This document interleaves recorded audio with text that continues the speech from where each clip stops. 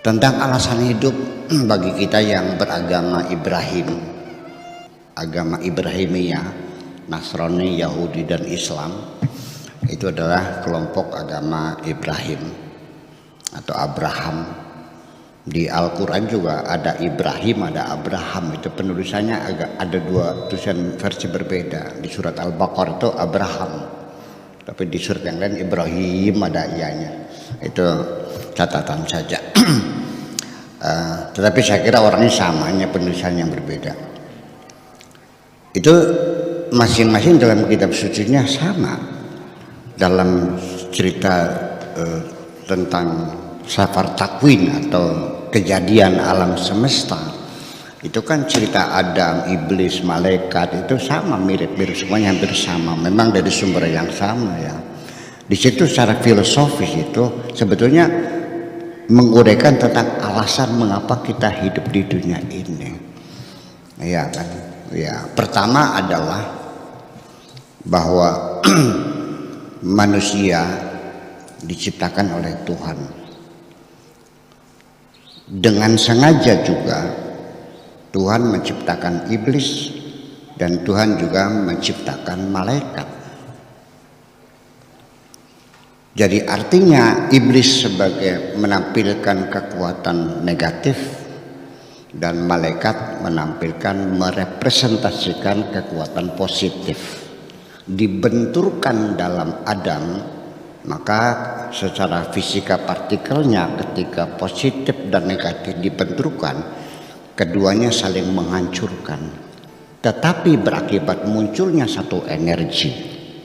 Dan ini yang tidak dipahami oleh iblis dan malaikat. Itu iblis malaikat juga nggak tahu alasan kehidupan kita ini. Ya buktinya iblis tidak mau bersujud karena dia merasa lebih baik dari Adam. Malaikat juga mengajukan nota keberatan yang isinya untuk apa engkau mencipta manusia yang nantinya akan terjadi pertumpahan darah dan kerusakan di bumi ini. Apa tidak cukup dengan kami saja yang selalu bertasbih? Itu kan ungkapan not keberatan malaikat juga, karena mereka tidak tahu apa yang ada di dalam diri Adam itu. Dijelaskan dalam Al-Quran, wa idza sawaituhu wa nafakhtu fihi min ruhi faqau lahu sajidin. Ketika bentuknya sudah sempurna dan kutiupkan ke dalamnya dari rohku, maka wahai malaikat semuanya bersujudlah kepada manusia ini. Artinya bahwa di dalam diri kita ada roh dari Tuhan, sehingga malaikat-malaikat pun disuruh bersujud kepada kita. Ini manusia sendiri tidak paham, merasa bangga ketemu sama iblis, ketemu setan, ketemu malaikat, merasa bangga punya khodam ini, khodam ini. Saya bilang mereka itu adalah kopral, kamu ini jenderal. Lalu atas apa kau bangga ketemu malaikat? Malaikatlah yang merasa bangga ketika mereka bisa mengabdi kepada Allah melalui dukungan dan bantuan kepada kita. Mereka sudah bersujud, berarti siapa yang jadi atasan? Manusia juga tidak tahu posisi dirinya itu. Baru punya jin gorong-gorong aja udah bangga. Yang tidak bisa apa-apa, paling numpang makan aja kok bikin repot. Ya, ini di dalam Al-Quran, dalam kitab sucimu disebutkan bahwa memelihara jin-jin itu hanya bikin repot aja kok.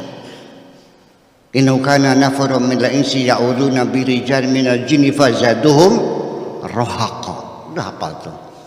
Banyak orang yang meminta-minta pertolongan kepada jin, tidak lebih, mereka hanya membuat kamu susah saja kok. Ngasih makan terus tapi nggak mau kerja. Itu jin gorong-gorong. Ini. Jadi artinya bahwa perlu kita ketahui bahwa kita sendiri sebenarnya untuk apa hidup adalah manusia dijadikan mahalut tajalli.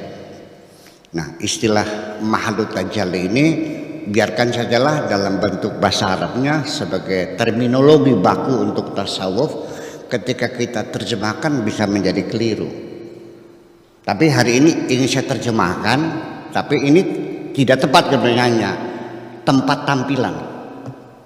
Manusia itu tempat tampilan Tuhan. Tapi ini terjemahannya tidak akan bisa mengantarkan persepsi kita yang sama.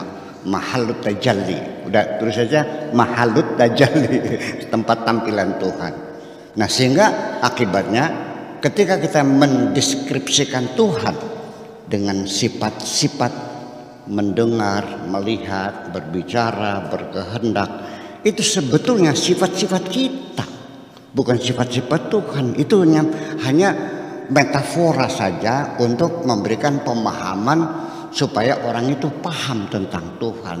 Tapi yang dipastikan bahwa Tuhan melihat tidak seperti kita, Tuhan mendengar tidak seperti kita. Dan kita tidak bisa mengatakan Tuhan seperti apa, karena Tuhan tidak seperti apa-apa.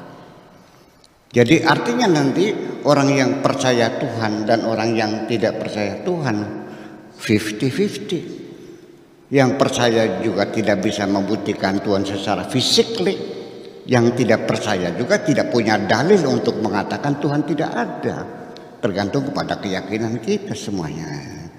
Jadi artinya bahwa kita masih sadar bahwa untuk apa alasan, tujuannya, reasoning kita dilahirkan. Ya, ini dari statement Tuhan sendiri, wa ma khalaqtul jinna wal insa illa liya'budun. Aku tidak menciptakan jin dan manusia kecuali supaya mereka melakukan pengabdian kepadaku. Jadi inti kehidupan adalah sesungguhnya adalah pengabdian. Tetapi pengabdian disalah terjemahkan menyembah Tuhan. Tuhanku tidak pernah minta disembah kok. Tuhanku menuntut kita untuk mengabdi kepadanya. Dengan apa? Membangun kemakmuran di dunia ini. Ya, bukan membuat cilaka di dunia ini. Agama kita menyuruh kita untuk saling mencintai, bukan untuk saling membenci. Keliru kalau Anda mengatakan Tuhan memerintahkan membenci.